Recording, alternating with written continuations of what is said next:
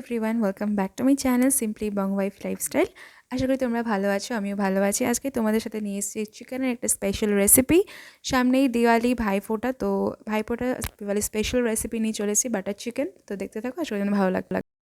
Butter chicken বানানোর জন্য প্রথমেই চিকেনটাকে ম্যারিনেট করতে হবে। টক দই, নুন, হলুদ, কাশ্মীরি লঙ্কার গুঁড়ো, আদা রসুন পেস্ট দিয়ে ম্যারিনেট করে রাখতে হবে। এটাকে ম্যারিনেট করে 30 মিনিটস রাখতে হবে। এবার কড়াইতে একটু বাটার আর অয়েল দিয়ে আমি এটাকে পেঁয়াজ আর টমেটোটাকে একটু সাঁতলে নেব, একটু অল্প নুন দিয়ে সাঁতলে নেব ততক্ষণ না পেঁয়াজ টমেটোটা একটু সফট হচ্ছে।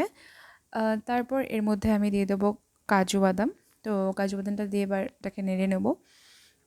তারপর এই জিনিসটাকে যখন একটু সফট হয়ে যায় ব্যাপারটা, তখন সেটাকে নামিয়ে ঠান্ডা করে নিতে হবে।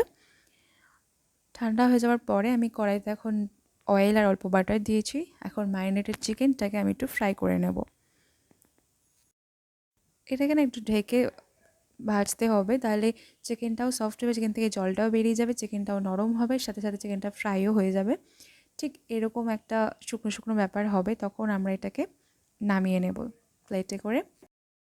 তারপর কড়াইতে অয়েল অ্যান্ড বাটার দিয়ে যে পেস্টটা আমরা বানিয়ে রেখেছিলাম পেঁয়াজ টমেটো কাজু বাদামের, সেই পেস্টটা আমি দিয়ে দেবো। পেস্টটা দেওয়ার পরে ভালো করে নাড়াচাড়া করে নেওয়ার পরে এবার এক একে সব স্পাইসেসগুলো দিয়ে দেবো। কাশ্মীরি লঙ্কার গুঁড়ো, হলুদ আর ধনে গুঁড়ো, এগুলো সব কিছু একসাথে দিয়ে দেবো। দিয়ে ভালো করে এটাকে কষাবো, এই পুরো মিক্সচারটাকে কষিয়ে নিয়ে তারপরে একটু টমেটো সস দেবো। এতে কালারটাও খুব সুন্দর হয় আর খেতেও খুব ভালো লাগে। তো তার জন্য আমি এখানে টমেটো সসটা ব্যবহার করব। তোমরা দেখতে থাকো, আমি একটু পরে টমেটো সসটা ব্যবহার করছি। খুব ভালো করে মশলাটা কষাতে হবে, এমন করে মশলাটা কষাতে হবে যেন অয়েলটা সেপারেট হয়ে যায়, তবেই এটা খেতে অতটা বেশি টেস্টি লাগবে। আমি এখন টমেটো সসটা মিক্স করে নিলাম। এতে গ্রেভির কালারটাও ভালোবাসে এবং খেতেও খুবই ভালো লাগে। তোমরা ট্রাই করে দেখো আমার কথা শুনে, আশা করি তোমাদের ভালো লাগবে। এখন ফ্রাইড চিকেনটা দিয়ে লবণ দিয়ে ভালো করে মশলাটার সাথে মিশিয়ে নেব, যাতে ভালো করে মিশে যায়। তারপরে এর মধ্যে আমি এখন কসুরি মেথি দেব।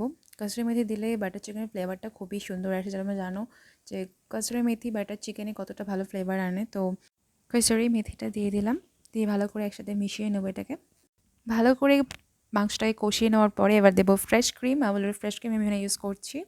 তো ফ্রেশ ক্রিম দেওয়ার পরে আরও বাটার চিকেনটা আরও বেশি ইয়ামি হয়ে যাবে। তো ফ্রেশ ক্রিমটা দিয়ে ভালো করে মিশিয়ে নিতে হবে। ভালো করে মেশানো হয়ে গেলে এখন আমি একটু অল্প গরম জল ইউজ করছি। অবভিয়াসলি তোমরাও গরম জল ইউজ করবে, গরম জল ইউজ করলে গ্রেভির টেক্সচারটা ভালো থাকবে এবং খেতেও খুব টেস্ট লাগবে। তো আমার গ্রেভিটা একটু ফুটে গেলে আমি নামিয়ে দেবো। আমার চিকেনটা সফট হয়ে গেছে। আমি একটু নামানোর সময় অল্প গরম মশলা ইউজ করেছিলাম, যেটা এখানে স্কিপ করে গেছি, দেখানো হয়নি। তো তোমাদের আজকের এই রেসিপিটা কেমন লাগলো আমাকে বলো, আর অবশ্যই ট্রাই করো, ট্রাই করে আমাকে জানিও কেমন হয়েছে, কেমন লাগলো তোমাদের। আর তোমার ভালো লাগলে লাইক শেয়ার সাবস্ক্রাইব করার অনুরোধ রইল। এভাবে আমার পাশে থেকে তোমাদের সকলের জন্য অনেক অনেক ভালোবাসা। Thank you so much for watching.